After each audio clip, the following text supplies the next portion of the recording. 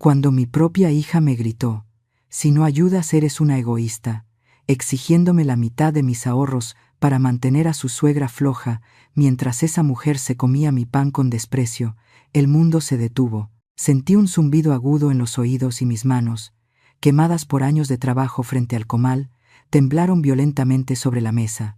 Pero ese temblor no era miedo, fue el momento exacto en que la furia jarocha despertó para cerrarles la puerta en la cara para siempre. Antes de continuar con este relato que te helará la sangre, suscríbete al canal y activa la campana para no perderte ninguna historia. Esta es una lección de vida sobre la dignidad que muchas madres olvidan defender y que necesitas escuchar. Quédate hasta el final para descubrir cómo recuperé mi paz. Te prometo que el desenlace valdrá cada segundo. Hola, soy Doña Toña. Tengo 58 años y vivo en el caluroso puerto de Veracruz. Toda mi vida me he partido el lomo vendiendo antojitos para sacar a mi familia adelante, creyendo que el sacrificio de madre no tenía límites. Pero nunca imaginé que tendría que defenderme del enemigo que yo misma crié. ¡Ay, qué calorón! Ni porque ya se metió, el sol se quita este bochorno húmedo que se te pega al cuerpo como una segunda piel. Pero no me quejo. No, señor, ese sudor en la frente y el olor a manteca hirviendo y masa de maíz que traigo impregnado en el delantal son la prueba de que hoy fue un buen día, uno de esos días benditos. Terminé de pasar el trapo húmedo por la última mesa de plástico roja, asegurándome de que no quedara ni una gota de esa salsa roja picosa que tanto les gusta a los clientes, y sentí ese alivio sabroso que te da cuando por fin bajas la cortina de metal del negocio. Mi pequeño local no será un palacio, pero es mío. Cada ladrillo, cada silla, cada kilo de masa lo he pagado yo solita. Me fui derechito a la cocina de atrás, donde tengo mi santuario. Ahí, entre los frascos de especias y el comal que ya se ganó su descanso, saqué mi tesoro, una lata vieja de galletas danesas, de esas azules que todo mundo tiene en su casa, llenas de hilos y agujas. Pero la mía no. La mía tiene algo mejor. Con las manos todavía oliendo a cilantro y cebolla, destapé la lata y empecé a contar la venta del día. Billetes de a 50, de a 100 y un par de 500 que cayeron gracias a unos turistas que pidieron para llevar. Sonreí al ver el montoncito. A mis 58 años, nadie me mantiene. Yo soy mi propia patrona, y eso, créanme, se siente mejor que cualquier cosa. De fondo, la radio vieja que tengo colgada en la pared tocaba un danzón bajito, una de esas melodías que te hacen mover los hombros sin querer. Me sentía plena, tranquila, pensando que mañana podría ir al mercado a comprar carne fresca sin tener que tronarme los dedos por el precio. Cerré la lata con cuidado y la escondí en el hueco detrás de la alacena, ese rincón secreto que solo yo conozco. Estaba a punto de quitarme el delantal y prepararme un café con leche, cuando el sonido del celular rompió la magia. El nombre en la pantalla brillaba con una insistencia que me dio mala espina. Sofía. Sentí un piquete en el estómago inmediato. No fue esa alegría que una madre debería sentir cuando llama a su hija mayor, y que la Virgen me perdone por decirlo, pero es la verdad. Fue un nudo, una advertencia, mi intuición de madre, esa que nunca se equivoca y que es más precisa que el servicio meteorológico cuando anuncia norte, me dijo que esa llamada no era para saludar. Contesté tratando de sonar normal, diciéndole hola a mi hija, buenas noches. Pero ella no me dejó ni terminar el saludo. No me preguntó cómo estaba, ni si ya había cenado, ni si me dolían las piernas de estar parada todo el día. Su voz sonó seca, cortante, con esa prisa que tiene la gente cuando ya trae el discurso ensayado. Me preguntó directamente si estaba en casa. Así, a secas, le dije que sí, que acababa de cerrar el puesto. Y entonces soltó la bomba.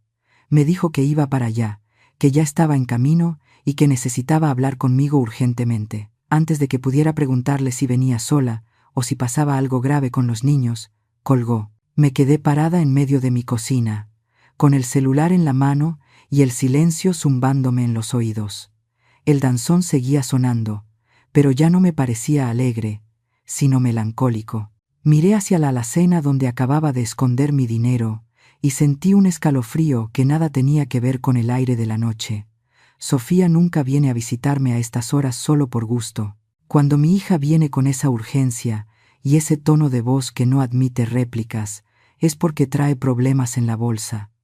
O peor aún, porque viene a pedir algo que cree que le corresponde. Suspiré profundo, encomendándome a todos los santos, porque aunque una quiera hacérsela fuerte, en el fondo sabe que cuando los hijos tocan a la puerta con exigencias, a una se le dobla el corazón o se le rompe la paciencia. Y algo me decía que esta noche mi paciencia iba a ser puesta a prueba como nunca. Mientras esperaba a que llegaran, sentada en mi silla de mimbre, la mente me traicionó y se me fue de viaje al pasado, justo a esos días grises de hace 15 años cuando enterré a mi marido. Me acordé de cómo se sentía el peso de las cubetas de tamales hundiéndome los hombros, caminando bajo los aguaceros del puerto cuando las calles se convertían en ríos.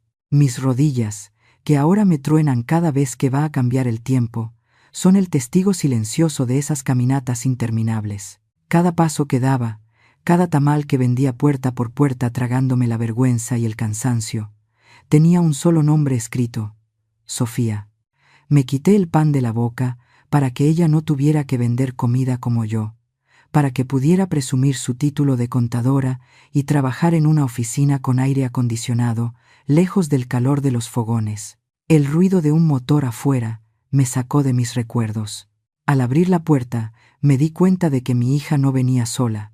Detrás de ella, bajando del coche con esa lentitud exagerada de quien se siente merecedora de todo, venía doña Cuca, su suegra. Sentí que la sangre se me iba a los talones. Esa mujer siempre entra a mi casa, como si me estuviera haciendo el favor de visitarme. Pasó al comedor echándose aire con la mano de forma teatral, y lo primero que salió de su boca no fue un buenas noches, sino una queja amarga sobre el calor infernal que hacía en mi sala, y cómo era posible que a estas alturas yo todavía no tuviera un aparato de aire acondicionado decente. Intenté ofrecerles un vaso de agua de limón para refrescar el ambiente, pero Sofía ni siquiera se sentó. Sus ojos, que antes me miraban con cariño, ahora escaneaban la mesa del comedor como un halcón buscando presa. Y ahí fue donde cometí mi error, mi gran descuido.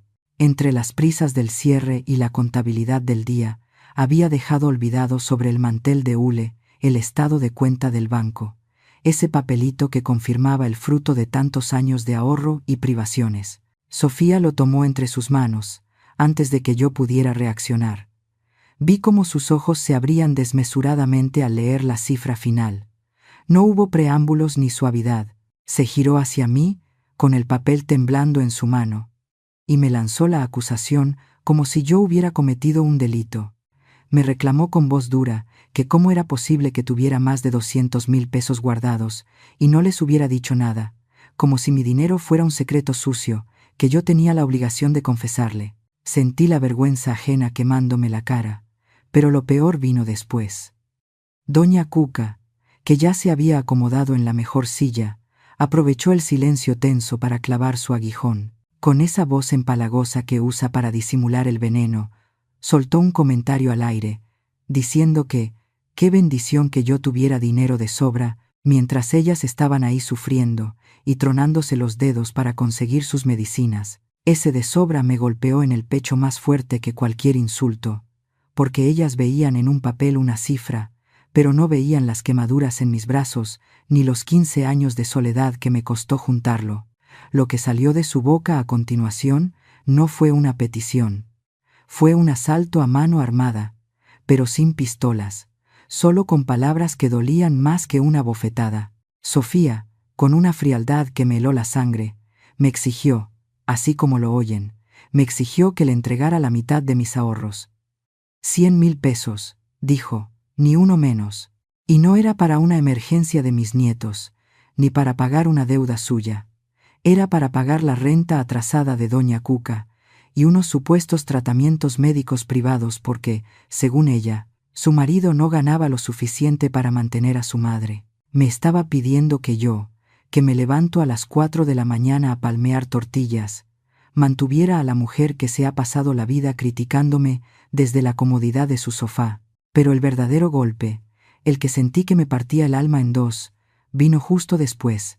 Cuando le dije que ese papel estaba en la mesa por error, Sofía se le salió decir que ya lo sabía, que llevaba semanas sospechando que tenía dinero guardado porque había revisado mis cajones. Ahí fue cuando el mundo se me detuvo. Mi propia hija, la niña que yo cargué en mi vientre, había entrado a mi recámara, mi santuario, y había hurgado entre mi ropa interior y mis recuerdos más sagrados buscando dinero, como si fuera una ladrona vulgar. Esa invasión a mi privacidad, esa falta de respeto tan profunda a mi casa y a mi persona, me dolió 1000 veces más que si me hubieran robado la cartera en el mercado. Sentí cómo se me subía la presión de golpe. Un zumbido agudo se me instaló en los oídos, tapando el ruido del ventilador de techo. Mis manos empezaron a temblar sobre mi regazo, y no podía controlarlas. Las miré fijamente y vi las manchas de quemaduras viejas, la piel curtida por el calor del comal, las uñas cortas y maltratadas por el trabajo duro. Luego levanté la vista y vi las manos de doña Cuca, suaves, sin una sola marca de esfuerzo, con las uñas pintadas de rojo perfecto. La muy cínica había agarrado una concha de la canasta de pan sin pedir permiso y se la estaba comiendo a mordidas pequeñas, mirándome con esa superioridad burlona, mientras yo sentía que me faltaba el aire. Intenté hablar, defenderme, pero Sofía no me dejó. Sacó la carta que todas las hijas ingratas guardan bajo la manga, el chantaje emocional. Me miró a los ojos y me dijo que era una egoísta, que el dinero era para la familia y que yo ya estaba vieja, que para qué quería tanto si doña Cuca estaba sufriendo. Me dijo que si no ayudaba, demostraba que no tenía corazón. Escucharla retorcer el significado de la palabra familia para justificar su abuso fue la gota que derramó el vaso. Querían que me sintiera culpable por asegurar mi vejez. Querían que les pidiera perdón por haber trabajado toda mi vida. Ese zumbido en los oídos que sentía momentos antes, ese que amenazaba con tumbarme, de repente se cayó. Fue como si alguien hubiera bajado el volumen del miedo para subirle todo el volumen al coraje. Dicen que el miedo a perder el cariño de un hijo es lo que nos mantiene a muchas madres calladas y sumisas, aguantando desprecios. Pero en ese instante, viendo a doña Cuca comerse mi pan y a mi hija exigiéndome el fruto de mi sudor, el miedo se me esfumó. Lo que sentí subirme desde los pies no fue la presión, fue la furia jarocha, esa que es caliente como el viento del norte y que no perdona. Me levanté de la silla de golpe y juro por mi madre que en paz descanse, que el dolor de mis rodillas desapareció por completo. Me planté frente a Sofía, apoyando las manos en la mesa, y la miré a los ojos, pero ya no la miré como la madre que perdona todo, sino como la mujer que se respeta a sí misma. Mi voz salió ronca, pero firme, sin temblar ni un poquito. Le dije claramente que ese dinero era mi vejez. Le expliqué, vocalizando cada palabra para que no hubiera dudas, que esos ahorros no eran para pagar las comodidades de la madre de su marido, una mujer que tuvo exactamente los mismos años de vida que yo, las mismas oportunidades y las mismas 2 manos, pero que decidió no usarlas para trabajar. Le recordé que mientras yo me quemaba las pestañas vendiendo tamales bajo la lluvia, su suegra estaba muy cómoda en su casa viendo telenovelas, y que no era mi obligación, ni ante la ley ni ante Dios, financiar la flojera de nadie. El silencio que se hizo en el comedor fue pesado, pero no duró mucho. Justo cuando Sofía abría la boca para contestarme alguna barbaridad, escuchamos el rechinido inconfundible de la puerta de mosquitero de la entrada. Era doña Chole, mi vecina y comadre de hace 30 años. Entró con su taza vacía en la mano, gritando el clásico «Buenas noches» y preguntando si tenía una poquita de azúcar que le regalara, el pretexto más viejo de los barrios veracruzanos para ir a chismear o a ayudar. Chole no necesitaba azúcar. Lo que necesitaba era asegurarse de que yo estuviera bien, porque los gritos se debían escuchar hasta la esquina. Al ver las caras largas y el ambiente tenso, no se fue, al contrario. Cruzó los brazos y se paró a mi lado, como un soldado, sin decir una palabra, pero con esa presencia que te dice aquí estoy, y no estás sola. La presencia de Chole envalentonó el ambiente, pero también desató a la bestia. Doña Cuca, que hasta ese momento se había hecho la víctima silenciosa, se levantó de la silla tirándola hacia atrás. Se sacudió las migajas de mi pan sobre mi piso limpio, con un desprecio que me revolvió el estómago, y me soltó el insulto a la cara. Me gritó avariciosa. Me dijo que era una mujer miserable, que prefería ver sufrir a la familia antes que soltar un peso, y que ojalá el dinero me sirviera de cobija cuando me muriera de frío. Esa palabra, avariciosa, fue la llave que cerró mi corazón y abrió la puerta de mi casa. No le contesté el insulto.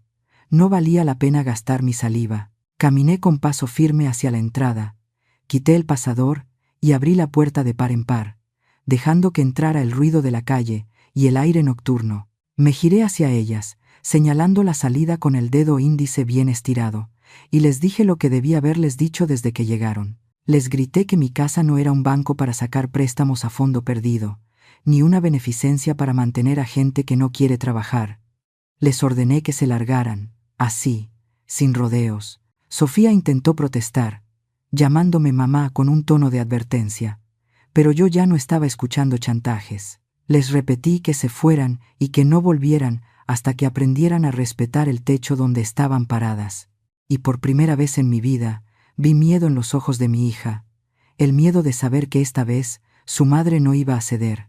Cuando las luces traseras del coche de mi hija se perdieron en la oscuridad de la calle, todavía escuchaba el eco de sus gritos rebotando en las paredes de mi casa. Sofía se fue jurando que no volvería a poner un pie aquí, gritándome que me iba a arrepentir de haberle dado la espalda a mi propia sangre, como si defender mi dignidad fuera un pecado mortal. Me quedé parada en el umbral, agarrada al marco de la puerta porque las piernas me temblaban como si fueran de trapo. Fue una mezcla extraña de adrenalina y dolor, ese dolor seco que una siente cuando se le rompe algo por dentro que sabe que ya no tiene arreglo.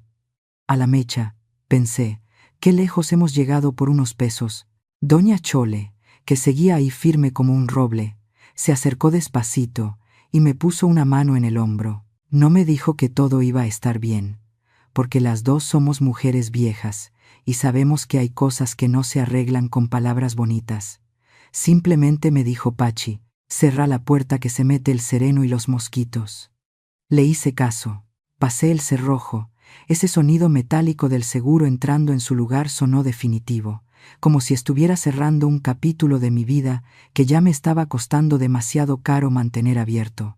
Cuando me giré, vi mi sala vacía, sin el aire acondicionado que tanto exigía la consuegra, pero por primera vez en años, sentí que el aire entraba limpio en mis pulmones, fresco, mío. Me dejé caer en mi mecedora frente al altar de la Virgen del Carmen y me permití llorar un poquito, no de tristeza, sino de desahogo. Lloré por la niña que cargué en brazos y que hoy se había convertido en una desconocida capaz de robarme, pero también lloré de alivio. Entendí ahí, con el corazón todavía acelerado, que criar hijos no significa firmarles un cheque en blanco de por vida. Entendí que el amor de madre es incondicional, sí, pero el abuso no se puede tolerar, venga de quien venga. Si quererla significaba dejar que me pisotearan y me quitaran lo que me gané quemándome las manos en el aceite, entonces prefería que me quisieran de lejitos. Chole se fue al rato, respetando mi silencio, y yo me fui a la cocina. Necesitaba consuelo, y para una jarocha como yo, el consuelo huele a café. Puse a calentar la leche, y preparé mi café lechero, ese que se sirve espumoso y caliente. Mientras el olor a café tostado llenaba la cocina, desplazando el perfume barato que había dejado la suegra de Sofía, sentí que recuperaba mi casa. Me serví una taza grande, y agarré un bolobán que había sobrado de la venta de la mañana. Me lo comí despacio, saboreando cada mordida, pensando en que mañana será otro día. Miré la lata de galletas, esa que causó tanto alboroto. Ya no la iba a esconder. Mañana mismo iría al banco a depositarlo todo en una cuenta a mi nombre, donde nadie más pudiera meter la mano. Y no solo eso, mientras me mecía en la silla, escuchando los grillos y el ventilador girando, tomé una decisión. Agarré el calendario de la carnicería que tengo colgado en la pared y marqué el fin de semana. Voy a agarrar una parte de ese dinero, mi dinero, y me voy a ir a la playa. Me voy a ir yo sola, a sentarme frente al mar, a comer pescado frito y a dejar que la brisa me cure las heridas. Me lo merezco. No soy una mujer avariciosa, soy una mujer que aprendió, a la mala, que poner límites es la forma más alta y más difícil de amor propio. Y si Sofía decide volver algún día, será bajo mis reglas, porque en esta casa y en mi vida, la patrona soy yo. Han pasado 6 meses, desde aquella noche de furia. Sofía no ha vuelto a cruzar mi puerta, y aunque el silencio a veces cala, pesa mucho menos que la ingratitud. Mi negocio de antojitos sigue bendecido con clientes fieles, y aquel fin de semana en la playa me curó el alma con brisa y agua salada. Ya no guardo latas escondidas. Mis ahorros están seguros en el banco, listos para mi vejez y no para mantener la flojera de nadie. Recuerden siempre esto. El amor de madre es incondicional, pero la cartera y la dignidad tienen dueño. Mi consejo es directo. No tengan miedo de poner límites económicos a sus hijos, ni se sientan culpables por proteger lo que sudaron. Asegurar su propio futuro es el acto de amor propio más valioso. Y tú, Pachi, ¿hubieras entregado tus ahorros para evitar el pleito, o hubieras abierto la puerta como yo? Cuéntame, doña Toña, 58 años.